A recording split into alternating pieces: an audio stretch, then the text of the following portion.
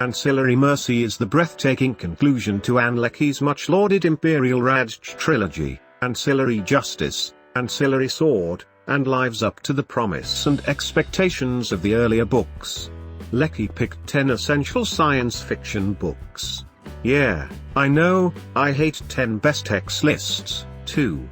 Inevitably the attempt to condense a huge field, one that often contains multiple subgenres, and has decades, if not centuries, of history down to just 10, or 50, or let's be serious, even 100 items is going to end badly. It can't really be adequately done, and anyone reading the list is going to find their favorites are left off, or declare that the list maker has a laughable idea of what's best and essential. Science fiction has pretty much exactly this problem, a history of at least a century, arguably two if you're in the Frankenstein was the first science fiction novel camp. A multitude of subgenres. And even if a reader could more or less keep up with everything published as science fiction in the past, in recent decades there's been so much more published that it's impossible to have read everything significant that's come out. Any attempt to list the 10 best science fiction novels is doomed to failure. So I'm not even going to actually attempt it. These are 10 of my favorites.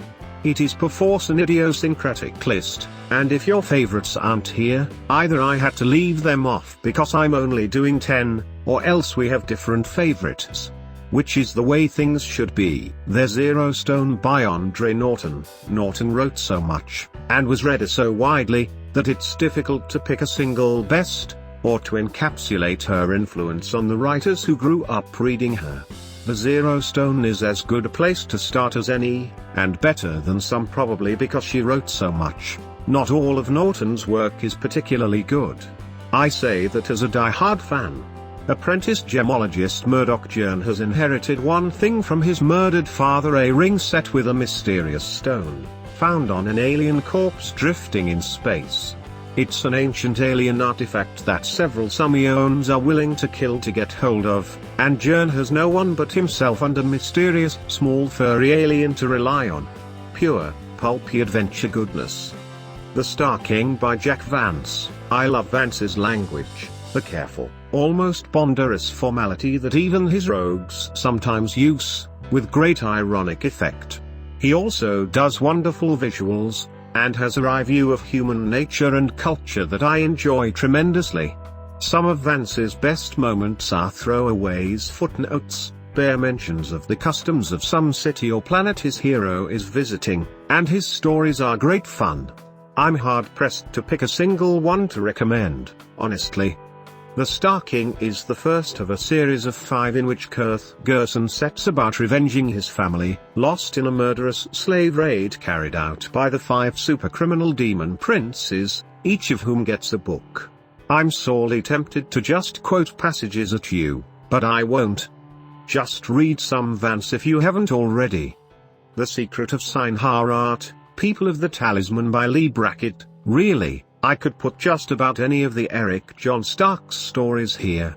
Brackett's Marzo's a debt to Burroughs, and so does Stark, born on Mercury.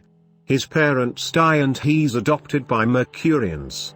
I have this as an old ace double, back to back, and upside down from each other, full of pulpy goodness, ancient technology, body switching, tribes from the dry lands of Mars massing for war, a world with space travel and interplanetary mining concerns, where the light of the 2 moons of Mars glints off swords, spears, and mail. This is great, engaging adventure. Solaris by Stanislaw Lem. It was my parents who introduced me to Lem. Which is a bit weird on the surface, because actually neither of them much liked SF, and while they believed that I would eventually make a writer of myself, they would have much preferred I go for mysteries, which they loved, or at least some sort of thing they could think of as literature. Realizing this would never happen, they would occasionally gift me with books they understood to be actual quality, read not really science fiction, and hopefully more highbrow than my usual diet of pulpy adventure. Solaris may or may not be highbrow, but it's pretty darn trippy. An ocean-covered planet that may or may not be a single sentient being. If it is, it's an utterly alien one, and the humans who try to study it find themselves confronting their own past traumas and, ultimately, learning nothing about Solaris itself. I'm given to understand this book exists in at least 2 translations from the Polish, the more recent much better than the older one. Frankenstein by Mary Shelley. Most of us were introduced to this story by one of the various movies made of it, or even just the image of Boris Karloff with flattened head and bolts sticking out of his neck, lumbering around and moaning. But Shelley's monster was actually quite articulate, and able to speak at length and intelligently about the predicament in which it found itself. And while Shelley isn't terribly specific about just how Victor Frankenstein brought his creation to life, it's pretty clear that she was thinking in terms of scientific ideas of the time, taking the experiments of Galvani and Aldini and going one step forward with them. If applying electric current to a dead body does, indeed, give it some semblance of life, what then?